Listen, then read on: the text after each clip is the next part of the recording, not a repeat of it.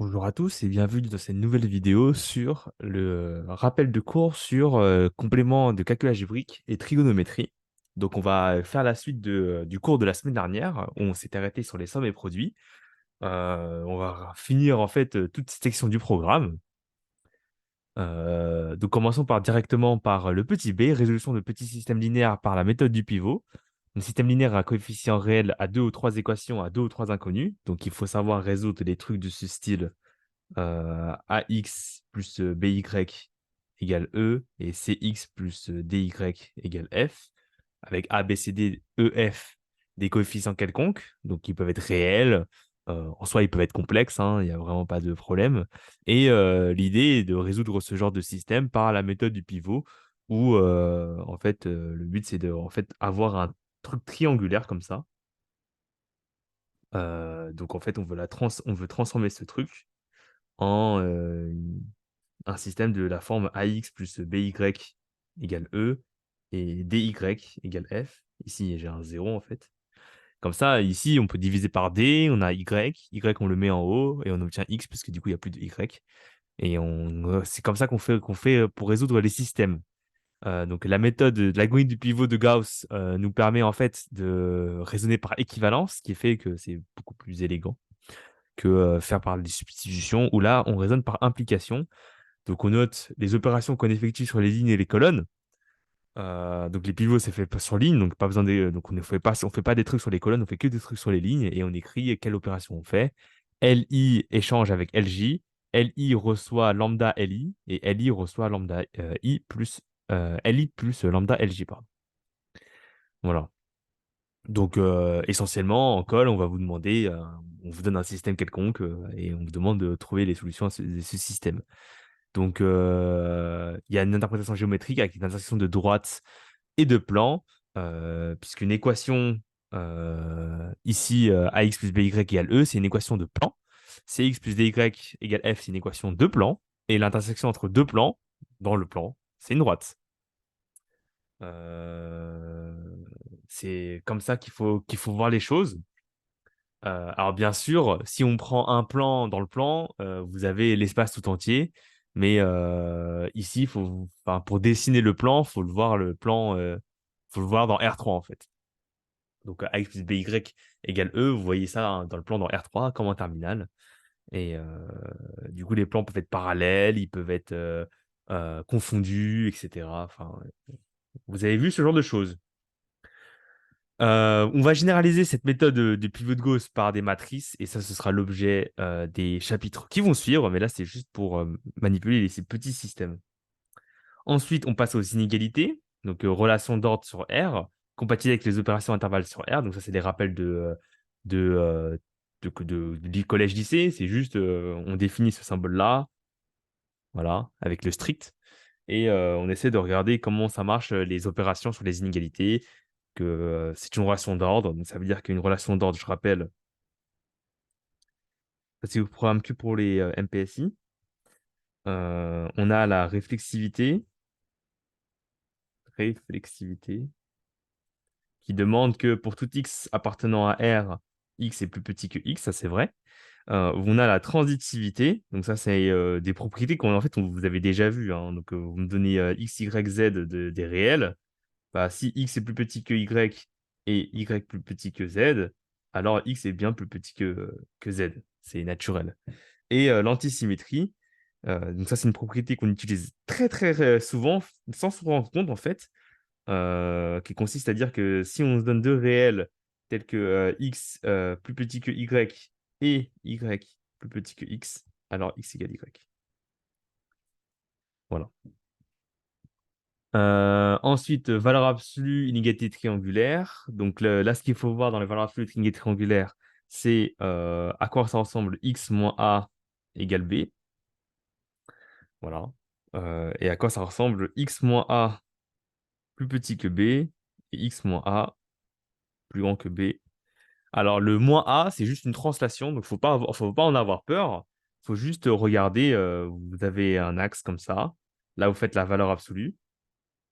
Donc, si vous faites x moins a, la valeur absolue, eh ben, elle est décalée vers la droite, comme ceci. Là, vous mettez un curseur qui s'appelle B. Et lorsque vous avez votre curseur B, eh ben, vous regardez quand est-ce que ça marche. Donc là, vous avez, ça marche ici, ça marche ici. Donc là, c'est A. Ça marche ici, ça marche ici pour ce truc-là. Maintenant, oups, pour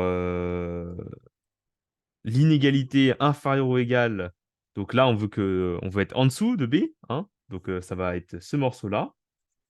Et là, on va être au-dessus de B. Donc ça va être ce morceau-là.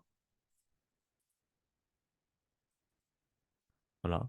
Il faut bien comprendre que, et ça c'est super fondamental, que x moins a, c'est plus petit que b, c'est équivalent à demander à ce que euh, x moins a est compris entre moins b et b. Si vous voulez, a moins b, c'est inférieur à x, c'est inférieur à a plus b. Ça, c'est vraiment très important. On va l'utiliser de manière quasi systématique. Donc, il faut toujours avoir ces deux manières de voir dans la tête, notamment dans le chapitre suite et fonctions. Ensuite, qu'est-ce qu'il parle? Il parle. Interprétation de type Y. Voilà, donc c'est exactement ce que je disais. Partie majorée et minorée bornée. Donc c'est juste majorée, ça veut dire que vous avez un élément qui est plus grand que tous les autres, un élément réel qui est plus grand que tous les autres de votre partie. Minoré, un élément réel qui est plus petit que tous les autres. Borné, ça veut dire que soit on peut le voir comme étant majoré et minoré, ça c'est pas la bonne définition, soit c'est la valeur absolue de tous les éléments de votre partie est majorée.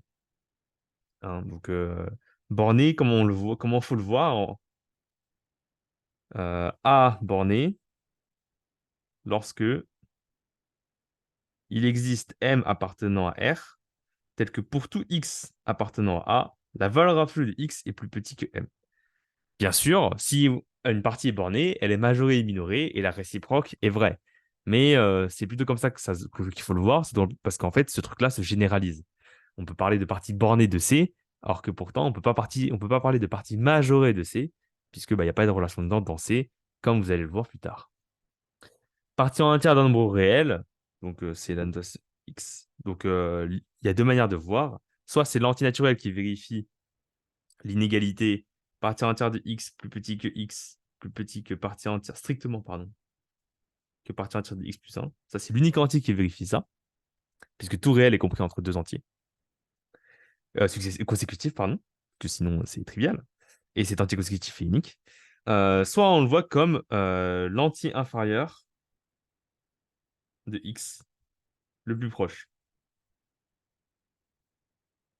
Voilà. Et le voir comme ça nous permet de dire par exemple que la partie entière de 2,3 c'est 2 et la partie entière de moins 3,4 c'est moins 4.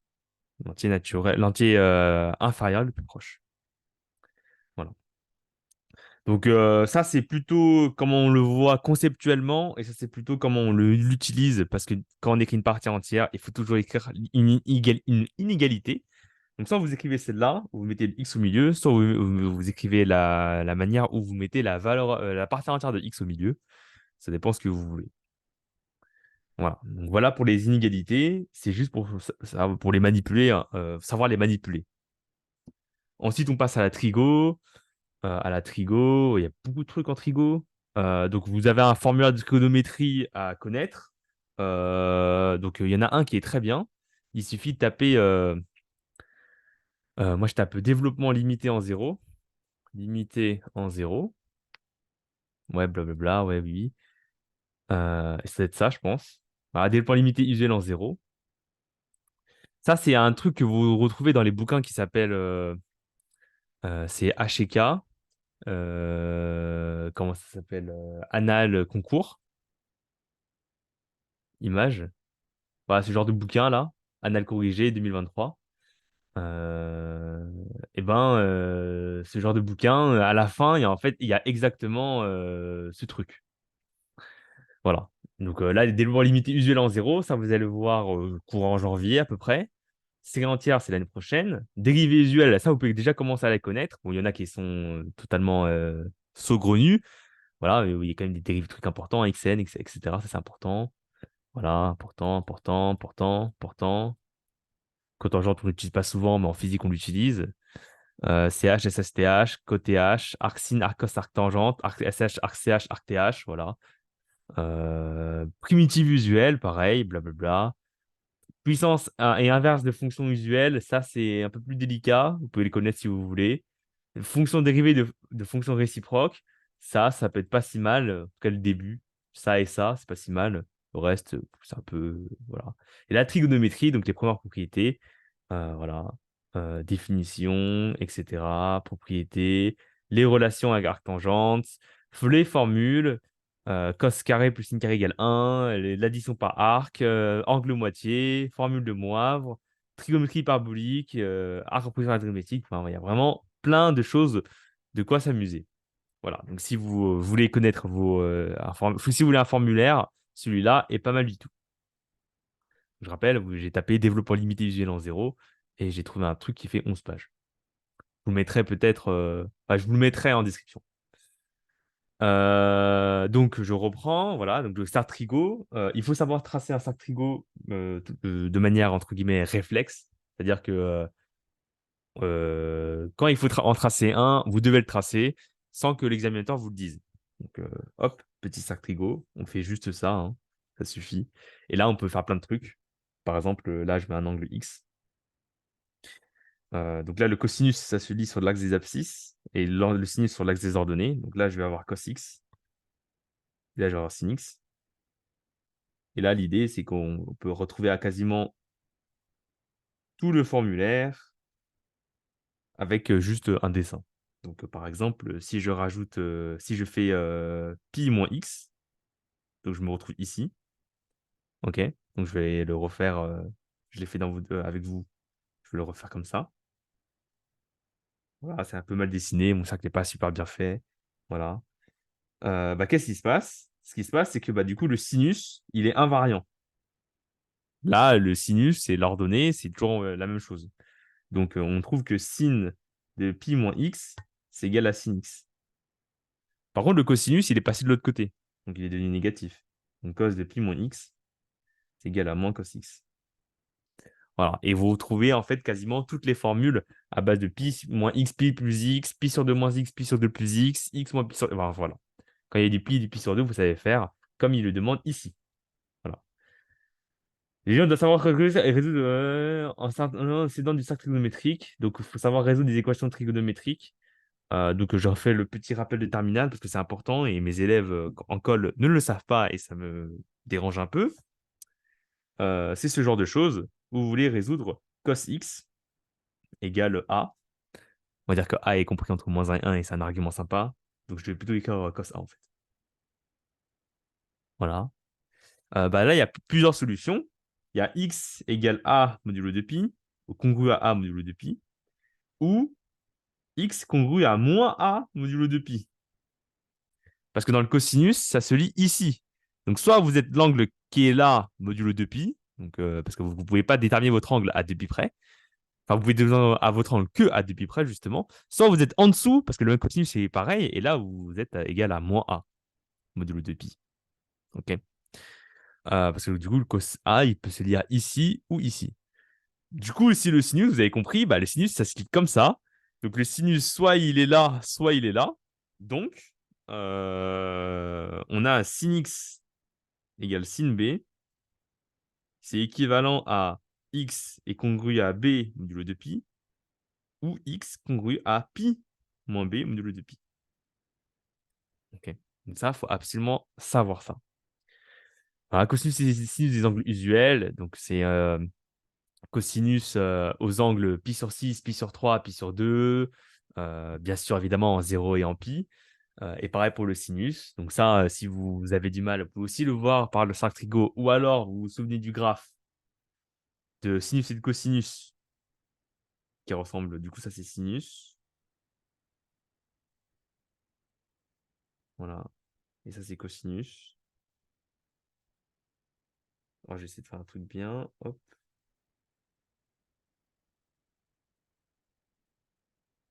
C'est pas si mal. Bon, c'est nul, en fait. Parce que là, il faut que... Là, il y a le max du cosinus. Là. Voilà. Donc, le sinus est croissante au début et le cosinus est décroissante au début. Donc, il y a une progression qui n'est pas la même. Ce qui vous dit que, par exemple, le sinus de pi sur 6 est petit. Parce que pi sur 6, c'est un petit angle. Donc, ça va être égal à 1,5. Et cosinus de pi sur 6, ça, c'est un petit angle. Donc, ça va être égal à racine de 3 sur 2. Hop, 1,5. OK. Formule d'addition cos A plus ou moins B sin A plus ou moins B. Donc là, il faut apprendre la formule par cœur. Ou alors, vous regardez la magnifique vidéo de Kevin Tran sur retenir les formules d'addition de cosinus et sinus. Cas particulier, formule de duplication cos de A et sin de A. D'accord, voilà. Faisons juste une géométrie rapidement. Voilà. On demande d'ouvrir rapidement les formules. Donc, un moyen mnémotechnique, c'est pas si mal pour justement sortir rapidement les formules. Fonction circulaire, cosinus et sinus. Donc là, c'est du coup les dessins. Cosinus et sinus sont dérivables de classe C infini, donc en fait indéfiniment dérivables, etc. La dérivée de cosinus, ah oui, ça peut être pas mal ça à dire. En fait, vous faites votre cercle trigo. Voilà, bon, je peux faire d'autres cercles. Lorsque vous dérivez, vous voyez, il faut voir, entre guillemets, que votre cercle va tourner comme ça. Lorsque vous intégrez, votre cercle va tourner comme ça. Et là, vous lisez sinus, cosinus, moins sinus, moins cosinus. Parce que du coup, le sinus, il l'a, mais là, c'est moins. Le sinus, c'est négatif, donc c'est moins. Donc la dérivée de cosinus, c'est moins sinus. La dérivée de moins sinus, c'est moins cosinus. La dérivée de moins cosinus, c'est sinus. La dérivée de sinus, c'est cosinus. Voilà. La primitive de cosinus, c'est sinus, etc. Vous avez compris. Et en fait, ça se voit sur un cercle trigo parce qu'en fait, on a la formule suivante. Que vaut cosinus de x plus pi sur 2 et sinus de x moins x plus pi sur 2. Voilà. Donc, évidemment, il faut connaître la formule, mais si vous l'oubliez, et ce n'est pas dramatique de l'oublier tant que vous arrivez à la retrouver rapidement, et ben, comme je l'ai dit, quasiment toutes les formules de Trigo se retrouvent sur le cercle. Donc là, je fais mon petit cercle parce que j'ai oublié, par exemple, j'écris mon petit x. X plus pi sur 2, il y a un angle droit, donc je suis ici. Voilà. Et moi, je veux le cosinus, le cosinus là. Le cosinus là, il est négatif. Cette valeur-là, c'est le symétrique qui est ici, et là, du coup, qui va se retrouver ici. Donc là, c'est un sinus. Et ça, c'est le sinus x. Donc sinus x, c'est envoyé sur moins cosinus de x sur 2. Donc ça, c'est moins sinus x. Et sinus de x plus pi sur 2, le sinus, il se lit ici. Ici, ça correspond à l'angle qui est là, à la valeur qui est là. La valeur qui est là, c'est cosinus de x. Mais ici, le sinus, il est positif. Donc ça, c'est égal à cosinus de x. Et là, qu'est-ce qu'on remarque? Cosinus de x plus pi sur 2, c'est égal à moins sin x. Sin x de x plus pi sur 2, c'est égal à cos x. Là, on a dérivé, en fait. Cos prime de x, c'est égal à cos de x plus pi sur 2. Quel est l'intérêt d'avoir écrit cette formule? C'est que si vous voulez dériver plusieurs fois cosinus, la dérivée km de cosinus x, c'est égal à cosinus de x plus k fois pi sur 2. Et ça, c'est une formule très méconnue qui vous aide énormément dans plein de calculs. Et c'est pareil, évidemment, pour sinus. Si vous voulez intégrer, vous mettez moins pi sur 2 au lieu de mettre plus pi sur 2. Et ça fait exactement les bons résultats. Voilà. Et certainement, je ferai un exercice lorsque je parlerai d'intégration dans pas longtemps, là. Et il faudra utiliser une formule par occurrence. Et si vous n'avez pas le cosinus kx, la dérivée km de cosinus exprimée aussi simplement que cos de x plus kpi sur 2, vous allez galérer à avoir une formule par occurrence. Voilà. Pour x appartenant à l'inégalité, sin x est plus petit que x. Donc ça, c'est ce qu'on appelle l'inégalité de... C'est en fait une égalité de concavité de sinus. Et en fait, ça se voit sur un dessin. Si je fais le sinus, qui est comme ça, x, c'est comme ça. Voilà, là, vous voyez que la courbe, elle dépasse, mais c'est censé être tangent. En fait, j'ai regardé la tangente en 0 et cosinus et sinus est une fonction concave. Donc la tangente est au-dessus du cosinus. Elle est concave sur 0 pi. Hein. 0 pi, oui, c'est 0 pi, oui. Donc, je regarde la tangente en 0 et la tangente en 0 enfin, l'emporte sur le sinus, qui vous donne, votre inégalité. Fonction tangente, voilà, dérivée, variation, bon ça c'est vu et revu. Tangente x plus tangente de pi moins x, tangente de formalisation de tangente, voilà. Donc, c'est exactement pareil pour cosinus. Voilà. Donc c'est important de savoir maîtriser la trigo. Apprenez votre formulaire assez régulièrement, faites des fiches si vous voulez, faites des flashcards, pour apprendre, efficacement les formules de trigo parce qu'elles vont retomber et là, c'est pas explicité dans le programme, mais je vous recommande quand même de savoir ce que vaut cosinus de P plus cosinus de Q. Ça s'appelle les formules de Simpson. Cos de P moins cos Q, sin P plus sin Q et sin P moins sin Q, voilà. C'est pas écrit explicitement dans le programme, donc c'est pas explicitement demandé de les connaître, mais c'est écrit dans le fameux formulaire de Trigo. Voilà, donc ça c'est aussi, pas mal à connaître. Voilà, donc ces chapitres-là ont été abordés assez rapidement, donc je vais, enchaîner avec une vidéo sur les nombres complexes et on fera des exercices autour des nombres complexes, heu, 1 ou 2 je verrai. Heu, puisque ce chapitre-là est toujours un chapitre, disons, de calcul. Voilà. Donc, si, cette vidéo vous a plu, n'hésitez pas à mettre un petit like, ça fait toujours plaisir et moi je vous dis à une prochaine, certainement pour la vidéo sur les nombres complexes.